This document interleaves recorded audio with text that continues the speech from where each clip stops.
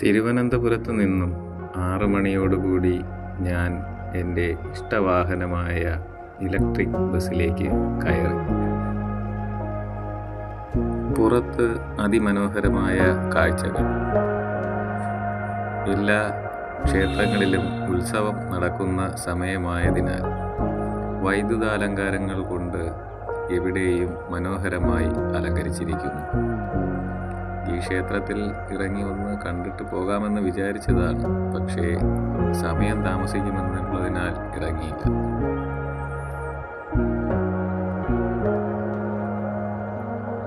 സർക്കാരിൻ്റെ കൃപാകടാക്ഷം കൊണ്ട് റോഡൊക്കെ വളരെ നന്നായി ടാർ ചെയ്തിരിക്കുന്നു. പോരാത്തതിന് ഇലക്ട്രിക് ബസ്സിൽ ഇരിക്കാൻ വളരെ സുഖവുമാണ്.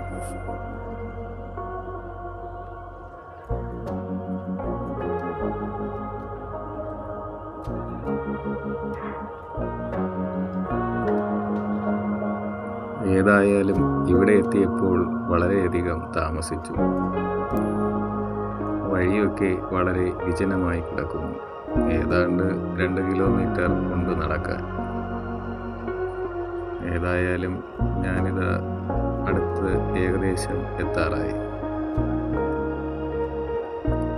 വഴിയോര കടകളെല്ലാം ആളുകളില്ലാതെ വിജനമായിരിക്കുന്നു.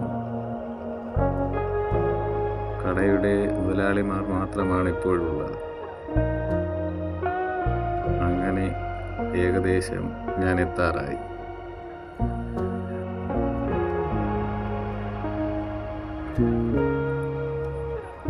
ഇവിടെ എത്തുമ്പോൾ ഉത്സവം കഴിഞ്ഞ് കൊടിതോരണങ്ങളെല്ലാം അഴിച്ച് നീക്കം ചെയ്യുന്നു. ഈ സമയവും വളരെ കുറച്ച് ആളുകൾ ഇപ്പോൾ ഇവിടുണ്ട്. ഇപ്പോൾ സമയം ഏതാണ്ട് 7:30 കഴിഞ്ഞു.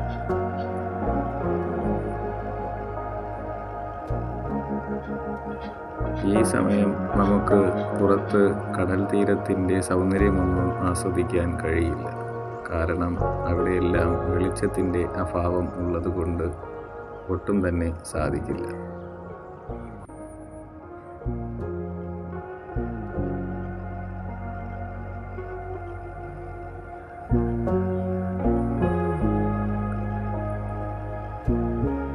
വളരെ ദൂരെ നിന്നും എത്തിയ കുറച്ച് ആൾക്കാരാണ് ഇപ്പോൾ ഇവിടെയുള്ളത്. അവർ സ്വകാര്യ വാഹനങ്ങളിലും മറ്റ് പ്രൈവറ്റ് വാഹനങ്ങളിലും എത്തിയവരാണ്.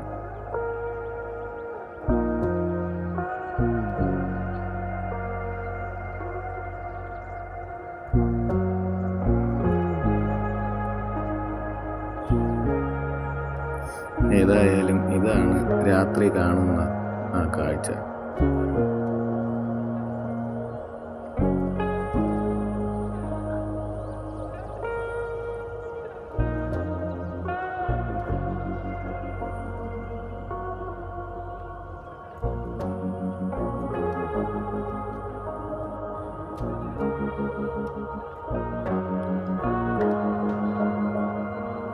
ഏതാണ്ട് 8 മണി അടുപ്പിച്ചാകാറായി.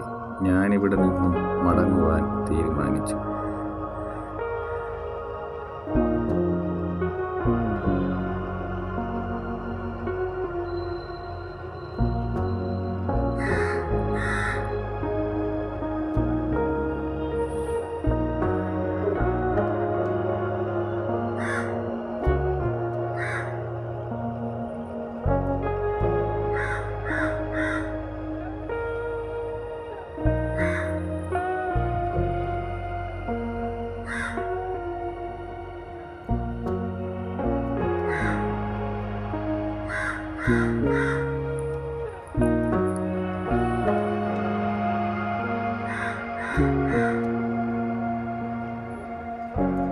ഇനി അങ്ങോട്ട് ധാരാളം നടക്കാനുള്ളതിനാൽ ഒരു ഓട്ടോയിൽ പോകാം എന്ന് വിചാരിച്ചു.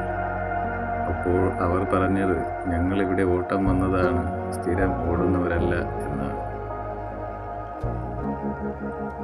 വീണ്ടും പഴയതുപോലെ നടത്തം.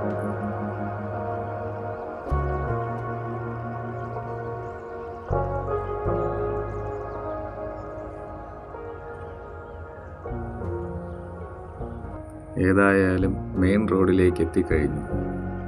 ഇനി ബസ് കാത്തു നിൽപ്പാണ്. അതാ ബസ് വരികയാണ്. അയാളതാ കൈ കാണിച്ചിട്ട് നിർത്താതെ പോയി. ഞങ്ങൾ ഏതാണ്ട് ഒരു 15 പേരുണ്ടായിരുന്നു. ബസ് നിർത്താതെയാണ് പോയത്. ഭാഗ്യത്തിന് ഒരു ഓട്ടോ കിട്ടിയതിനാൽ അതിൽ കയറി കോലയിൽ ഇറങ്ങാമെന്ന് വിചാരിച്ചാണ് ഈ യാത്ര. ഒടുവിലതാ ആളെ കയറ്റാതെ പോയ ബസ്സിനെ കിട്ടിയിട്ടുണ്ട്. അപ്പോൾ ഇത്രയേ ഉള്ളൂ. ഒരു 6-7 മണി കഴിഞ്ഞാൽ സ്വന്തം വാഹനങ്ങളിൽ മാത്രം ഇവിടേക്ക് വരിക.